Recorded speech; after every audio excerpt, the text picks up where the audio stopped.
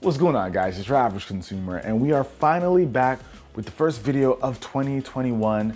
And today we are checking out these little guys over here, the Samsung Galaxy Buds Pro. Now, you might have heard about these during the Unpacked event alongside the Galaxy S21. Well, I've had them for a little while now, so I figured I'd give you guys my full review, let you know all the cool things about them and what's not so great. But first, let's start off with a little unboxing. So real quick, they come in a small, clean looking box with the back mentioning some of the key features, but once you pop it open, you're greeted by the buds in their tiny carrying case. It's super small, but about the same size as the Galaxy Buds Live case we saw last year. Also in the box, you'll get a USB-C to A cable, as well as different size ear tips. And these are pretty interesting, but we're gonna talk about that a little bit later. Inside the carrying case though, you'll of course get the Galaxy Buds Pro, so let's talk about them. So here we have them, guys. These are the Galaxy Buds Pro. So these are Samsung's new premium earbuds. We've seen the Galaxy Buds Live, which I'm kind of sad to see go. The Galaxy Buds Live had that bean design that stayed in your ear really well. But I guess Samsung didn't like people calling them a bean, so they changed up the form factor. And as you guys can see, they've got a more normal look to them. So now these are in earbuds. They've got the ear tips and they do a pretty decent job staying in place. Now, I actually ran into a few issues with the fit when I first put them on, but I implore you guys, those little extra earbuds that they send in the box, make sure you use them. All I needed to do was switch one of the sizes, fit just fine. Now I'm pretty good. But it's interesting, when I actually swapped out the earbuds, take a look. Doesn't this design look really familiar? This flat look? That's kind of like what we saw with the AirPods Pro. Now, these don't use a magnet. The ear tips actually cover this portion, but it's interesting because we never saw this like flat design before the AirPods Pro. But listen, I'm not mad at it, as whatever works, you know? Now, me personally, I've always been a fan of the Galaxy Buds line. They always looked really minimal, really clean. I think these also fit the bill. Fellas, what do we think? Carl. Fashion guy. It looks good. It looks good. Did you just call yourself fashion guy? Fashion guy. Okay, so it gets Carl's seal of approval. Jay, what you think, my man? I like the black. You like the black? I feel like we always don't get the black version, and we finally got them this time, and they look even better than any of the previous ones we've used in the past. Yes. They look really nice and clean, really low key. So from a design standpoint, I like these a lot. But I'm gonna miss those beans, man. I'm not gonna lie. Those beans they were interesting. They were really interesting. They didn't have anything that needed to go inside of your ear, and they still did a really good job at staying in place. I mean, who wants their product to be referred to as a bean, I guess, you know? I get it. Now, for those of you who wanna use these for working out, they are IPX7 rated, so they can deal with some sweat. I believe they can be in water for 30 minutes for about 1 meter. Now, do I think these will stay in place during a workout?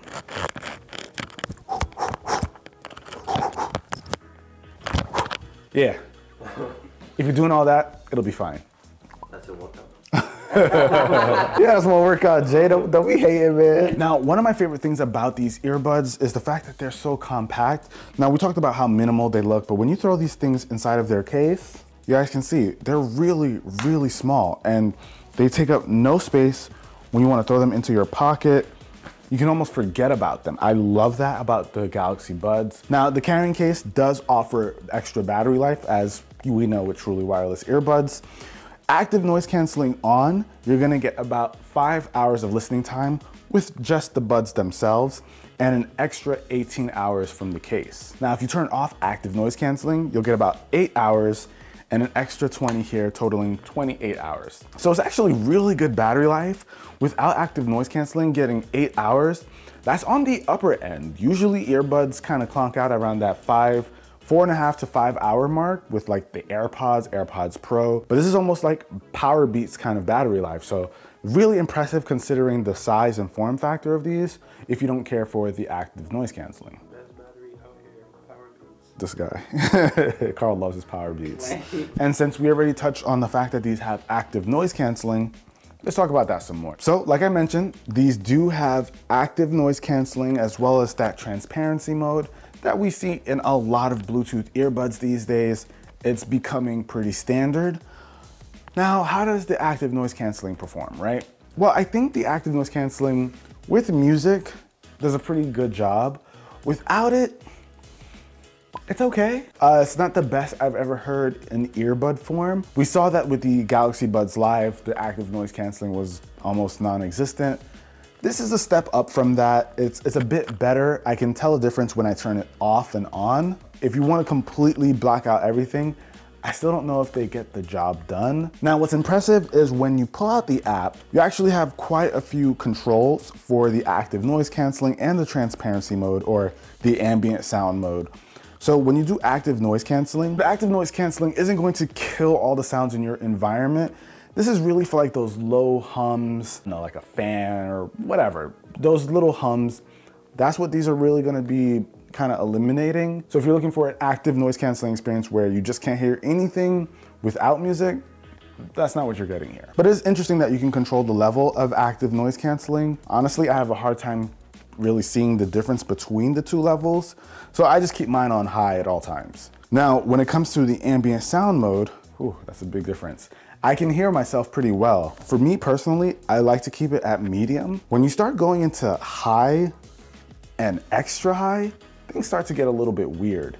Right now, I have it on extra high and I hear myself as if I'm like talking into a microphone and I have speakers, like I'm in a stadium or something, and I can hear myself. Or if I'm like in karaoke, like in a karaoke room and I'm speaking into the microphone, you know how you always hear yourself? That's what it sounds like with the extra high on. So unless you really need to hear people around you and you really don't want to take off your earbuds, I don't really recommend the extra high. I think the most natural comes in the medium setting. But I will say though, this ambient sound mode has definitely improved compared to like the Galaxy Buds Live. Now, this also has a feature called voice detect.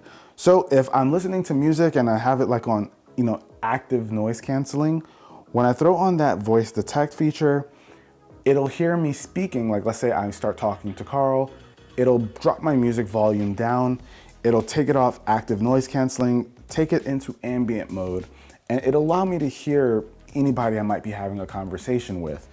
And you can actually go ahead into the settings and change how long that setting lasts after you finish your conversation. So if I finish talking to Carl, I got it set on 5 seconds. So 5 seconds later, I'm gonna be able to get right back into my audio like I was listening to before. And it also is pretty smart in the way it handles it. If you say something by mistake, like let's say you stub your toe and you're like, ow, it's not gonna kick it in immediately, but if you say something for like, you know, if you count to 2, it'll hear both of those and it'll kick in that mode. So if you just cough, it's not gonna kick it in. I like the way they did the voice detect here. And I like that it also doesn't completely cut out your music in case you're really listening to something. I think they handled the voice detect feature pretty well. Now, of course, because these are Galaxy Buds, they have the standard touch controls that you come to expect.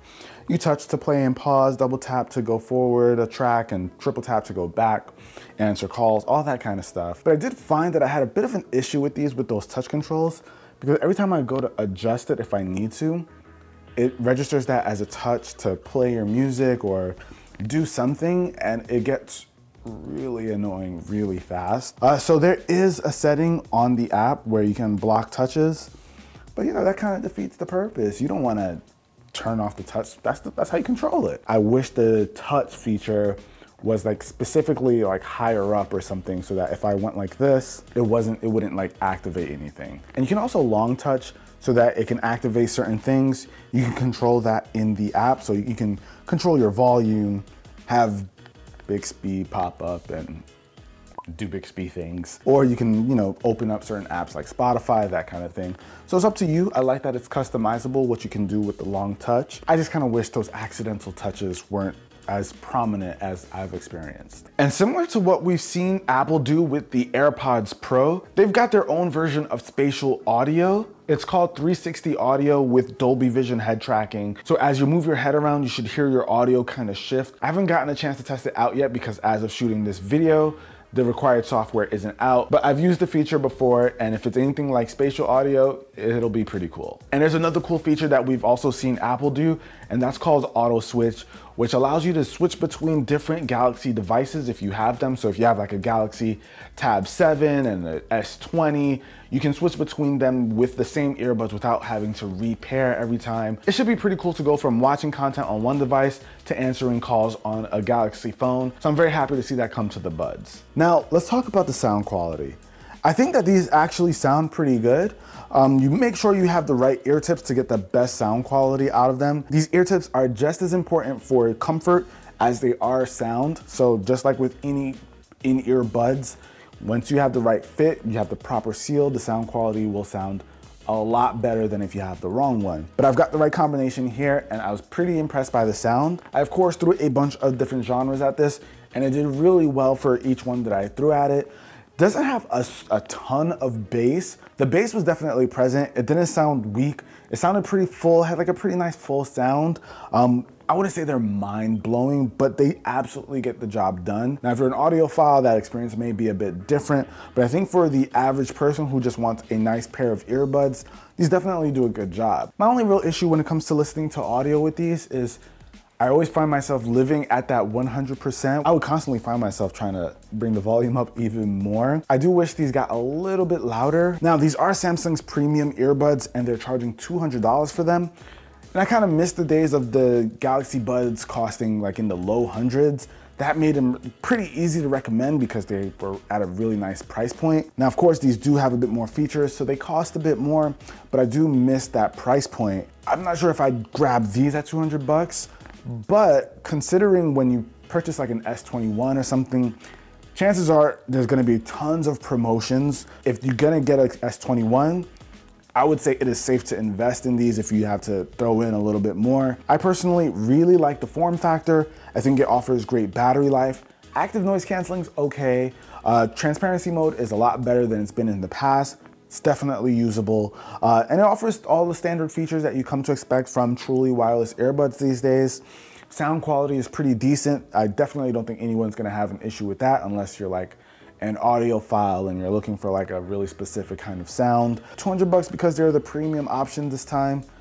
A little hard to swallow, but I do like these overall. I'm just gonna miss the days of the Galaxy Buds being like that easy recommendation because it was cheaper than all of the other options out there while still being a pretty good value. But that about wraps up for this video, guys. Hopefully you enjoyed it. If you did, be the cool guy or girl that gives this video a thumbs up, and I'll catch you guys in the next one. 2021, you guys, is going to be a great year. Mark my words. Yes. Yeah, Jay knows. Jay knows. I agree. Till next video, guys. Peace. It's not that bad. It's better than the beans, I'll admit.